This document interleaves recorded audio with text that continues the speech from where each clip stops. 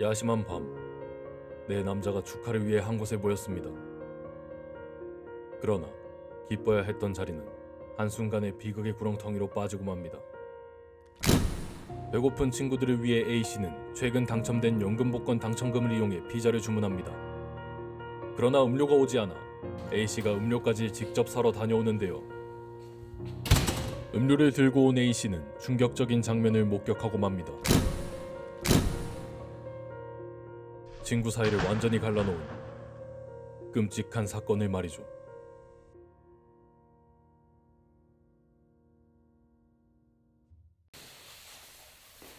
신속한 신고와 대처로 인해 현장은 빠르게 보존되었습니다.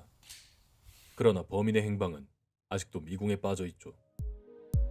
A씨가 사건 당일 주문한 피자는 유명 프랜차이즈의 고급 제품으로 라지 사이즈 기준 약 27,000원 상당을 호가하는 고가의 피자였습니다. 애초에 A씨가 사주기로 한 걸 감안해도 범인은 3,375원 상당을 A씨에게서 갈취했습니다. 피해자는 여전히 사건의 충격에서 벗어나지 못했다고 합니다. 어이가 없는 거죠. 제가 피자에 콜라까지 샀는데 들어보니까 그걸 누가 홀랑 먹어버린 거예요. 아니라고 믿었는데 내 말고는 다른 사람이 없다고 하니까 미치겠는 거죠. 그냥 뒤통수를 맞은 것 같은. 전문화된 과학수사 결과 당시 현장에 다른 누군가의 출입은 없었습니다. 현장에는 A씨를 포함한 4명의 친구들이 전부였다는 것입니다. 해외 전문가들의 의견 또한 크게 다르지 않습니다. 예, 현장에 다른 사람의 개입이 있었다고 보기 힘들어 보입니다. 여기를 보면 현장에 갈릭 소스가 있었음에도 피자의 끝부분을 남겨놓았는데요.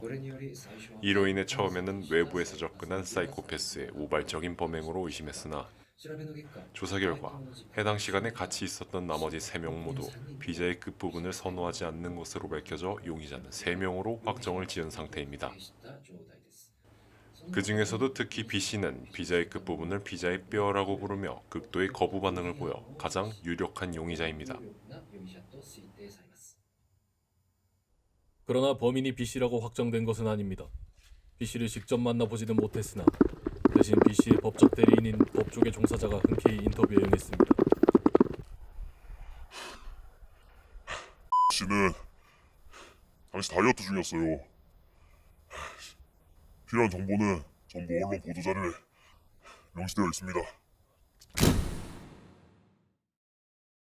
짧은 인터뷰였지만 B씨의 주장은 확실했습니다. 당시 다이어트 중이었기 때문에 굳이 더 먹을 이유가 없었다는 것인데요.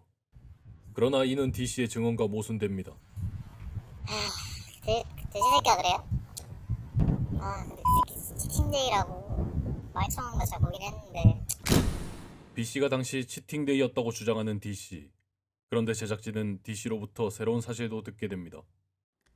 그리고 그 뭐냐 X리는 아마 그날 점심 안 먹고 왔다 했을 거예요. 걔 돈이 없다 해가지고.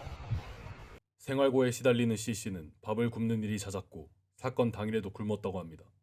어쩌면 생계형 범죄가 아니었을까요? 제작진은 수소문 끝에 C씨의 자택을 찾아갔습니다. 이 새끼가 그래요? 자, 아무리 돈이 없어도 그렇지 그 인간성을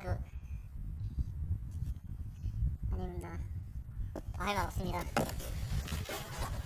C씨는 비록 배는 고프지만 아르바이트로 생활비와 등록금을 내며 매일 일기도 꼬박꼬박 작성하는 성실한 청년이었습니다.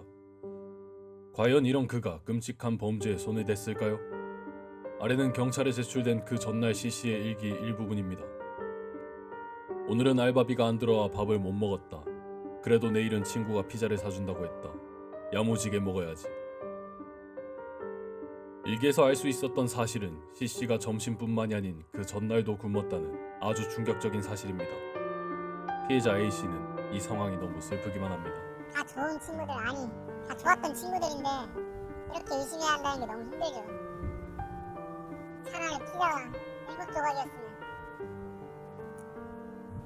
그래서 다 해프닝으로 끝났으면 좋겠어요. 그러나 기적을 바라는 A씨의 마음이 무색하게 증인까지 나온 상황입니다. 네, 제가 배달하기 전에 확인했는데 피자가 그 8조가 확실히 있었고. 그걸 왜 알아보셨어요? 배달원은 더 이상의 인터뷰를 거부했으나 필요한 증언은 모두 나온 상황. 우정을 되찾길 바라는 A씨의 바람은 이젠 헛된 꿈에 불과합니다. 어쩌면 범인이 먹은 것은 피자가 아니라 되찾을 수 없는 우정과 신뢰일지도 모릅니다.